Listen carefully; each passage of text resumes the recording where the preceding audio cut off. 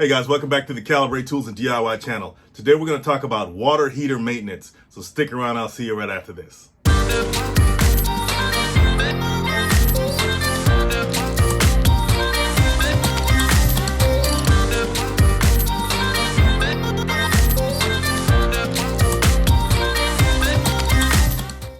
Okay, so before we get into it, this is the cold water inlet valve. This allows cold water into the system. You want to make sure that this is shut off before any maintenance protocol is begun. And if you got a gas water heater, you probably want to shut off the gas inlet valve as well. So let's continue. All right, guys, so this is the top of your water heater right here, okay? And if you notice, you have this exhaust vent or stack, as I would call it. The technical name for it is a flue, F-L-U-E. And this has to take the exhaust gases up and out of the house. Now, this is called a natural draft water heater because there's no fan to assist in the removal of exhaust from the house. Now, during your water heater maintenance protocol, you definitely want to check this out or examine it at least some of the time, right? Yes, a lot of things are not going to come into your water heater closet and damage this, but things can happen. So you want to make sure this is not damaged, because one of the gases released during the combustion process in the water heater is carbon monoxide. That's very, very poisonous. We all know this. So carbon monoxide needs to be vented properly to avoid any serious health hazards. If the water heater is not vented properly, it can cause overheating and it can even cause the water heater to backfire. And that can lead to having to replace the water heater entirely. Now, if you really want to get technical with the exhaust arrangement here, there's the vent. That's the vertical stack right there that goes up and out of the house. Then there's the vent connector, okay? Two different things, vent and vent connector. The vent connector should be pitched, meaning up that way, at least 1/4 inch per foot. You don't want to go in this way or you don't want to go in that way. It has to be pitched up. You can't have this going on. It has to be up. If your water heater vent arrangement is not pitched properly, then that can increase the chances of backdrafting. And that's when carbon monoxide, instead of going out of the house, it spills back into the house. Now, as far as the diameter of the vent and vent connectors, it should be at least 4 inches. It used to be 3, but now it's 4. So you can take your measuring tape or whatever and make sure that it has the proper diameter as well. Now, something else to take heed of when you're talking about the exhaust system, this gets pretty hot. Think of all the hot gases, right, that are coming out of the water heater and heading out of the house. Having any combustible materials, things that can burst into flames around this system can be a very dangerous situation. So make sure that there's nothing sitting on there like paper cups or paper or even wood. And you may even want to go on your roof and see if the stack has the proper clearance away from the wood as well, so as not to cause any hazardous situations. Now, the water heater, as you can tell, has these 2 pipe connections on top. You have one over here and one over there. One carries cold water into the tank. That will be this one.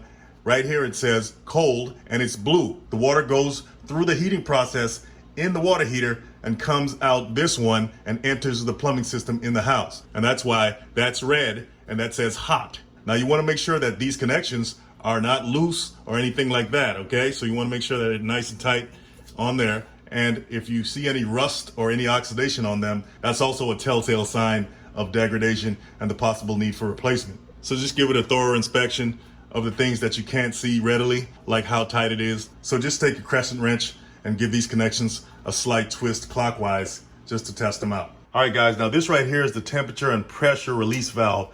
It's also called the TPR valve. Now, it's pretty much a safety device installed on water heaters and boilers in case the temperature and pressure inside the water heater exceeds safe levels. In other words, it gets too hot or the pressure is too much inside the water heater. So when that happens, the TPR valve or the TNP valve will flip up, allowing water to drain from the water heater. But it's recommended if that ever happens, then you have to replace it with a new TPR valve. Now, if the TPR valve starts to degrade or deteriorate, it'll start dumping water onto the ground. And it's not just gonna dump cold water, it's gonna dump hot water. I'm talking about 200 degrees hot. And you don't wanna step in that or get scalded by that, especially if you got kids running around. Now, the water will drain down that pipe, out down there. Now, you may be asking, should I put a bucket under there? It's allowed to put buckets under there. TPR valves hardly ever leak. And in my opinion, the best way to plumb these things is to pipe them so that the piping goes outside so that it can drain outside. But if that's not the case, like I said, buckets are allowed, or some kind of pan underneath to catch the water. So keep an eye on the TPR valve.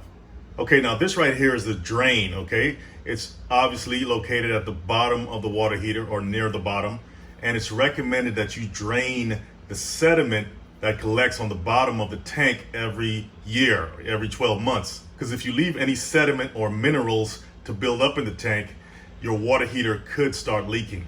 Now this is a gas operated water heater, and all that means is that a tank is heated up from a gas fired burner that's located on the bottom of the tank, okay? And the hot water at the bottom rises up where it's drawn off the top by a discharge tube. And we've seen that earlier, how the hot water goes into your plumbing system from the pipe that's labeled hot. That red valve back there is the gas inlet valve. You have gas lines coming into your house. That piping coming out of the floor there is connected to the gas lines outside.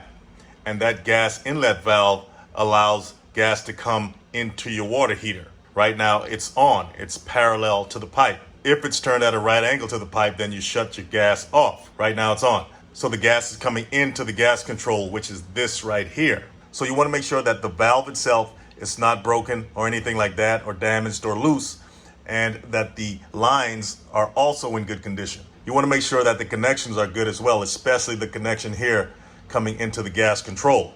Now, as far as the gas control goes, both gas and electric water heaters have built-in thermostats, which allow you to adjust water temperature, even though it may be in a different fashion for each one. An electric water heater would have a panel on the side of the water heater that would allow you access to the thermostat for any temperature adjustment. It's recommended that the water temperature be around 120 degrees to 140 degrees in order to prevent the buildup of bacteria, and any temperature above that may result in burns, severe burns. But it can be specific to your type of water heater. For example, on this one, it says water temperature over 125 degrees Fahrenheit can cause severe burns instantly or death from scalds. So make sure that you read what's specifically on your water heater to get the proper settings.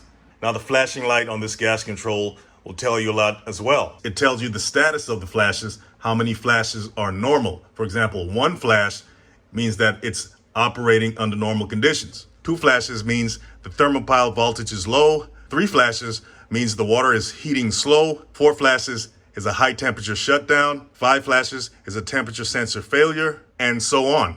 So it's important to understand what the status of your flashes are and keep an eye on those as well. So just read all the instructions on the water heater, even as far as lighting the pilot light down here, making sure that all the wiring underneath here are not damaged, frayed, or even cut by mistake. Now, building codes recommend that water heaters be braced, okay, to prevent any kind of damage during seismic activity. That's why they have these seismic straps around the water heater in case of something like an earthquake or any kind of seismic activity. Make sure these are in good condition and not loose. Make sure these bolts are properly secured, tightened. You don't want this nut right on the end coming off. Okay, guys, just a little basic water heater maintenance protocol, okay? Sometimes we ignore our water heaters, but what would we do without them, right? We all love our hot water. So guys, feel free to leave some comments. I know I didn't touch on every single thing about water heaters, but hopefully I covered the major points to make sure that you and your water heater live safely